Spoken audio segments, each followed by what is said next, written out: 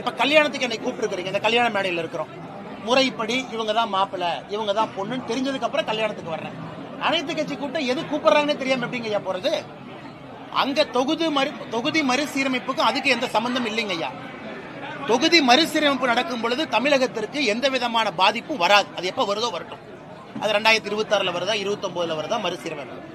நம்ம தெல்ல தெளிவா சொல்லியிருக்கோம். விகிதாச்சார அடிப்படை பிரதமர் அவங்க சொல்லிட்டாங்க, உள்துறை அமைச்சர் சொல்லிட்டாங்க.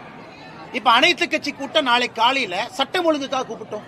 நாங்க போய் அறிவாலய வாசல்ல இருந்து உள்ள போறோம் செக்ரட்டரியேட்டுக்கு. நாளைக்கு காலையில பெண்களுக்கு எதிரான பாலியல் வன்கொடுமை எப்படி குறைக்கிறது அனைத்து கட்சி கூட்டம் நாங்க போறோம்.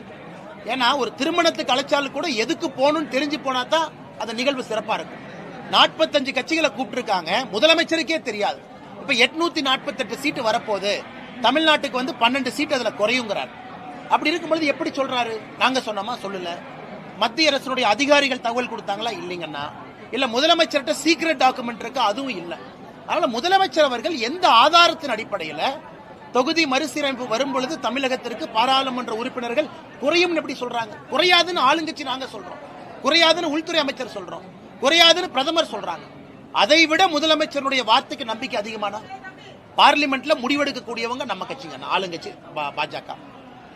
தொகுதி மறுசீரமைப்பு எப்ப வரும் பொழுதோ அந்த குழு போட்டு அதற்கு நல்ல ஒரு முடிவை எடுக்க வேண்டியதும் பாரதிய ஜனதா கட்சி, தேசிய ஜனநாயக கூட்டணி. நாங்க இல்லைன்னு சொன்னதுக்கு அப்புறம் முதலமைச்சருக்கு எந்த அதிகாரமும் இல்லாதவர் சென்னையில் உட்கார்ந்து இல்ல குறையும்னா எப்படி அந்த கூட்டத்துக்கு போறதுங்க? அதனாலதான் தெளிவா பதில் கடிதம் எழுதியிருக்கோம். நாங்க எழுதின கடிதத்தையே ப்ரூஃபா வச்சுக்கங்க.